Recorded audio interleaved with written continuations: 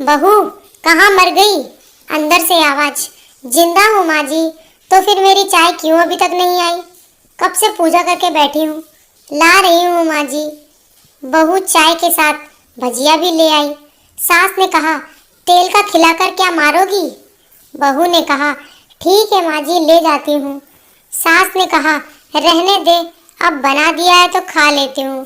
सास ने भजिया उठाई और कहा, कितनी गंदी भजिया बनाई है तुमने। बहू, माँ जी मुझे कपड़े धोने हैं, मैं जाती हूँ। बहू दरवाजे के पास छिपकर खड़ी हो गई। सास भजिया पर टूट पड़ी और पूरी भजिया खत्म कर दी। बहू मुस्कुराई और काम पर लग गई। दोपहर के खाने का वक्त हुआ। सास ने फिर आवाज लगाई, कुछ खाने को मिलेगा? बहू ने आवाज नहीं दी। सास फिर चिल्लाई, भूखे मारोगी क्या? बहू आई, सामने खिचड़ी रख दी। सास गुस्से से, ये क्या है? मुझे इसे नहीं खाना है, इसे ले जाओ। बहू ने कहा, आपको डॉक्टर ने दिन में खिचड़ी खाने को कहा है, खाना तो पड़ेगा ही। सास मुंह बनाते हुए, हाँ तू मेरी माँ बन जा। बहू फिर मुस्कुराई और चली गई। आज इनके घर पूजा थी। बहू सुबह 4 बजे से उठ गई। पहले स्नान किया, फिर फूल लाई, माला बनाई, रसोई साफ की, पकवान और भोज बनाया। सुबह के 10 बज गए। अब सास भी उठ चुकी थी। बहू अब पंडित जी के साथ भगवान के वस्त्र तैयार कर रही थी। आज ऑफिस की छुट्टी थी, उनके पति घर पर थे। पूजा शुरू हुई। सास चिल्लाती, बहू ये नहीं है, वो नहीं है। बहू दौड़ी दौड़ी आती और सब करती। अब दोपहर के 3 बज गए थे। आरती की तैयारी चल रही थी। पंडित जी ने सबको आरती के लिए बुलाया और सबके हाथों में थाली दी। जैसे ही बहू ने थाली पकड़ी, थाली हाथों से गिर पड़ी। शायद भोज बनाते हुए बहू के हाथों में तेल लगा था, जिसे वो पोंछना भूल गई थी। सारे लोग तरह तरह की बातें करने लगे। कैसी बहू है, कुछ नहीं आता, एक काम भी ठीक से नहीं कर सकती, न जाने कैसी बहू उठा लाए, एक आरती की थाली भी संभाल नहीं सकी। उसके पति भी गुस्सा हो गए, पर सास चुप रही, कुछ नहीं कहा, बस यही बोल के छोड़ दिया, सीख रही है, सब सीख जाएगी धीरे धीरे। अब सबको खाना परोसा जाने लगा। बहू दौड़ दौड़ के खाना देती, फिर पानी लाती। करीब 70-80 लोग हो गए थे। इधर 2 नौकर और बहू अकेली, फिर भी वहाँ सारा काम बहुत ही अच्छे तरीके से करती। अब उसकी सास और कुछ आस पड़ोस के लोग खाने पर बैठे। बहू ने खाना परोसना शुरू किया। सबको खाना दे दिया गया। जैसे ही पहला निवाला सास ने खाया, तुमने नमक ठीक नहीं डाला क्या? एक काम ठीक से नहीं करती, पता नहीं मेरे बाद कैसे ये घर संभालेगी। आस पड़ोस वालों को तो जानते ही हो ना साहब, वो बस बहाना ढूंढते हैं नुस्ख निकालने का। फिर वो सब शुरू हो गए, ऐसा खाना है, ऐसी बहू है, ये वो वगैरह वगैरह। दिन का खाना हो चुका था। अब बहू बर्तन साफ करने नौकरों के साथ लग गई। रात में जगराता का कार्यक्रम रखा गया था। बहू ने भी 1-2 गीत गाने के लिए स्टेज पर चढ़ी। सास जोर से चिल्लाई, मेरी नाक मत कटा देना, गाना नहीं आता तो मत गा, वापस आ जा। बहू मुस्कुराई और गाने लगी। सबने उसके गाने की तारीफ की, पर सास मुंह फुलाते हुए बोली, इससे अच्छा तो मैं गाती थी जवानी में, तुझे तो कुछ भी नहीं आता। बहू मुस्कुराई और चली गई।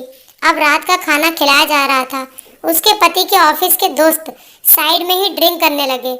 उसका पति चिल्लाता, थोड़ा बर्फ लाओ, तो सास चिल्लाती, यहाँ दाल नहीं है। फिर चिल्लाता, कोल्ड ड्रिंक नहीं है, पापड़ ले आओ। इधर उधर आखिर में उसके पति की शराब गिर पड़ी उसके एक दोस्त पर और बोतल टूट गई। पति गुस्से से 2 झापड़ अपनी पत्नी को लगाते हुए कहता है, जाहिल कहीं की, देख कर नहीं कर सकती, तुझे इतना भी काम नहीं आता। सारे लोग देखने लगे। उसकी पत्नी रोते हुए कमरे की तरफ दौड़ी। फिर उसके दोस्तों ने कहा, क्या यार, पूरा मूड खराब कर दिया, यहाँ नहीं बुलाया होता, हम कहीं और पार्टी कर लेते। कैसी अनपढ़ गंवार बीवी ला रखी है तूने, उसे तो मेहमानों की इज्जत और काम करना तक नहीं आता। तुमने तो हमारी बेइज्जती कर दी। अब आस पड़ोस की औरतों को और बहाना मिल गया था। वो कहने लगी, देखो क्या कर दिया तुम्हारी बहू ने, कोई काम की नहीं है। मैं तो कहती हूँ अपने बेटे की दूसरी शादी करा दो, छुटकारा पाओ इस गंवार से। सास उठी और अपने बेटे के पास जाकर उसे थप्पड़ मारा और कहा, अरे नालायक, तुमने मेरी बहू को मारा, तेरी हिम्मत कैसे हुई, तेरी टांग तोड़ दूंगी। उसने बेटे के दोस्त कुछ कहने ही वाले थे कि उसकी माँ ने घूरते हुए कहा, चुप, बिल्कुल चुप, यहाँ दारू पीने आए हो, जबकि पता है आज पूजा है और तुम्हें पार्टी करनी है। कैसे संस्कार दिए हैं तुम्हारे माता पिता ने। और किसने मेरी बहू को जाहिल बोला, जरा इधर आओ, चप्पल से मारूंगी। अगर मेरी बहू को किसी ने शब्द भी कहा तो, अरे पापी, तूने उस लड़की को बस इसलिए मारा कि तेरी शराब टूट गई। पापी, वो बच्ची सुबह 4 बजे से उठी है, घर का सारा काम कर रही है, ना सुबह से नाश्ता किया, न दिन का खाना खाया, फिर भी हंसते हुए सबकी बातें सुनते हुए, ताने सुनते हुए घर के काम में लगी रही। तेरे यार दोस्तों को वो अच्छी नहीं लगी। जूते से मारूंगी तेरे दोस्तों को जो कभी उन्होंने ऐसा कहा। उसके यार दोस्त चुपके से खिसक गए। अब सास बहू के कमरे में गई और बहू का हाथ पकड़कर बाहर लाई। सबके सामने कहने लगी, किसने कहा था अपनी बहू को घर से निकाल के दूसरी बहू ले आना, जरा सामने आओ। कोई सामने नहीं आया। फिर सास ने कहा, तुम जानते भी क्या हो इस लड़की के बारे में, ये मेरी माँ भी है, बेटी भी। माँ इसलिए मुझे गलत काम करने पर डांटती है और बेटी इसलिए कभी कभी मेरी दिल की भावनाएं समझ जाती है, मेरी दिन रात सेवा करती है, मेरे 1000 ताने सुनती है, पर एक शब्द भी गलत नहीं कहती, ना सामने ना पीठ पीछे। और तुम कहते हो दूसरी बहू ले आओ। याद है ना छुटकी की दादी, अपनी बहू की करतूत। सास ने गुस्से से पड़ोसन की महिला को कहा, अभी पिछले हफ्ते ही तुम्हें मियाँ बीवी भूखे छोड़ घूमने चले गए थे। मेरी इसी बहू ने 7 दिनों तक तुम्हारे घर पर खाना पानी, यहाँ तक कि तुम्हारे पैर दबाने जाती थी, और तुम इसे जाहिल बोलती हो।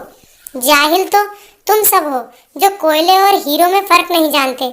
अगर आइंदा मेरी बहू के बारे में किसी ने एक लफ्ज भी बोला तो मुझसे बुरा कोई नहीं होगा, क्योंकि ये मेरी बहू नहीं, मेरी बेटी है।